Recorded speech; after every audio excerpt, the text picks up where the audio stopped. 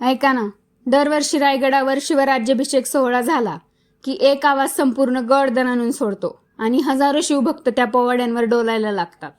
तो आवाज म्हणजे शिवशाहीर डॉक्टर देवानंद माळी यांचा. आज रायगडावर ज्यांच्या पोवाड्यांवर लोक थिरकतात, टाळ्यांचा कडकडाट करतात, त्यांची सुरुवात मात्र खूप साध्या घरातून झाली. सांगली जिल्ह्यातल्या एका गरीब माळी कुटुंबात त्यांचा जन्म झाला. घरची परिस्थिती एवढी बेताची होती की घर चालायचं भाजीपाला आणि फुलं विकून. लहानपणी देवानंद माळी स्वतः वडिलांसोबत बाजारात भाजी विकायला जायचे, पण नियतीने त्यांच्यासाठी काहीतरी वेगळंच लिहून ठेवलं होतं. लहान वयातच शाहिरीचं वेड लागलं. शिवरायांचे पोवाडे ऐकले की ते भारावून जायचे. घरात कुणी कलाकार नव्हतं, शाहिरीचा वारसा नव्हता, पण मनात एक जिद्द होती, काहीतरी मोठं करायचं. मग सुरू झाला संघर्ष.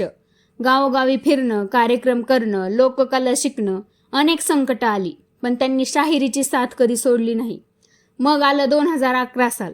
देवा तुला शोधू कुठं या गाण्यामुळे संपूर्ण महाराष्ट्राने त्यांचा आवाज ऐकला.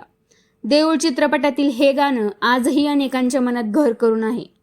त्याच काळात मराठी पाऊल पडते पुढे या कार्यक्रमाने त्यांना घराघरात पोहोचवलं. त्यांच्या दमदार आवाजाने महाराष्ट्र अक्षरशः वेडा झाला. पण त्यांची खरी ताकद फक्त त्यांचा आवाज नाही, त्यांची खरी ताकद आहे त्यांचं कुटुंब.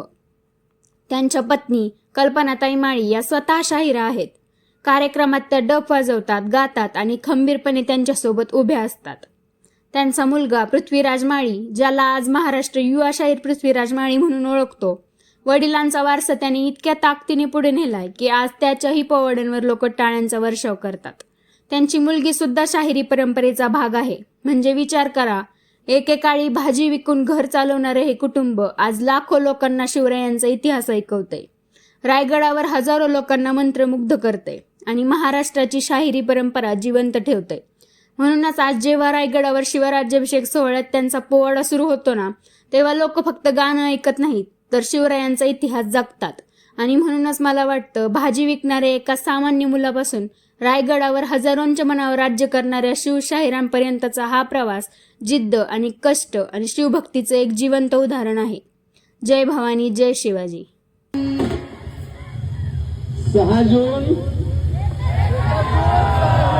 6 जून आरामची छाती रफवला दिया